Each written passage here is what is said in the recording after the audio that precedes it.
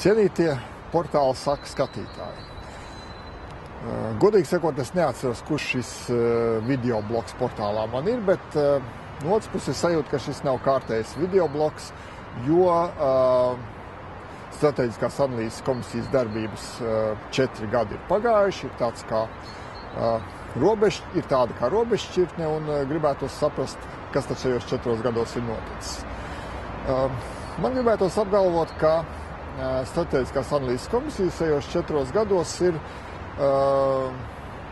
spēlējusi ļoti nopietnu lomu Latvijas sabiedriski politiskajos procesos, un galvenokārt ar to, ka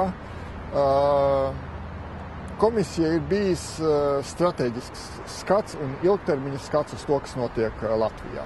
Nevarētu jau teikt tā, ka Latvijā nav tādu ilgtermiņa plānošanas institūciju. Droši vien kāds no mums vairākas tādas var nosaukt, bet sabiedrības sajūtās, sabiedrības acīs, man liekas, Strateģiskās analīzes komisija tomēr ir bijusi tā, ar kuru mēs visvairāk esam saistījuši savas cerības, tad, kad mēs skatāmies uz ilgtermiņa plāniem Latvijā. Par kādiem konkrēti mēs šajos 4 gados varam runāt? Droši vien, ka par diezgan daudziem, bet tas, kas attiecās uz manu sfēru, uz augstāko izglītību, es domāju, ka arī šī jomā Strateģiskās analīzes komisija ir diezgan daudz ko darījusi un atkal darījusi tādā strateģiskā nozīmē. Es domāju, ka tas, kas sabiedrībā ir sākusies ļoti nopietna diskusija par augstāko izglītību, tas pats par sevi jau ir ļoti nozīmīgs fakts. Diezgan daudzas lietas ir izdarītas, droši vien, ka vēl vairāk lietas, lai sakārtot augstāko izglītību, mums ir jādara, bet process ir sācies. Process ir sarežģīts, process izraisa lielas debatas sabiedrībā, bet tas nozīmē, ka viņš ir visiem mums svarīgs un ka tas ir darbs, kas mums ir jādara.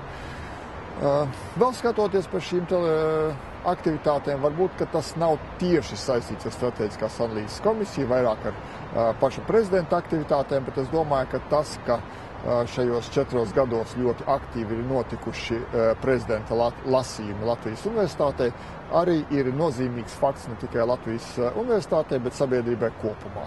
Varbūt tad, kad bija šie pasākumi, mēs pret viņiem izturējāmies tā nedaudz ikdienišķi, bet tad, kad mēs, piemēram, skatāmies raidījumu no Davosas fórumu, kad tiek atklāts pasaules ekonomistu lielākais gada sajiets, un saprotam, ka šī fóruma dibinātājs un joprojām vadītājs Klaus Švābs ir bijis Latvijā, uzrunājis Latvijas sabiedrību un ir bijis iespēja klātienē dzirdēt viņu viedokļus par procesiem pasaulē. Es domāju, ka tas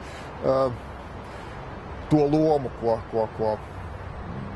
ja to nozīme, ka šiem procesiem ir arī Latvijā, paceļ tādā jaunā līmenī. Vai varbūt vēl viena šāda lekcija, kas man ir ļoti palikusi prātā, tas ir Niks Govings, viens no BBC vadošiem žurnālistiem, kurš arī uzstājās Latvijas universitātes lielajā aulā, patiesībā pārpildītā lielajā aulā, un redzot viņa reportāžas no pasaules karstajiem punktiem un saprotot, ka žurnālistiem šajos procesos nav tikai atspoguļotāja loma, bet patiesībā gan sabiedriskās domas veidotāju un šādā veidā tieši procesu ietekmētāju loma. Es domāju, tas arī rada šo sajūtu, ka prezidenta lasījumi Latvijas universitātē ir bijuši nopietnas un nozīmīgs notikums Latvijas sabiedrībai kopumā.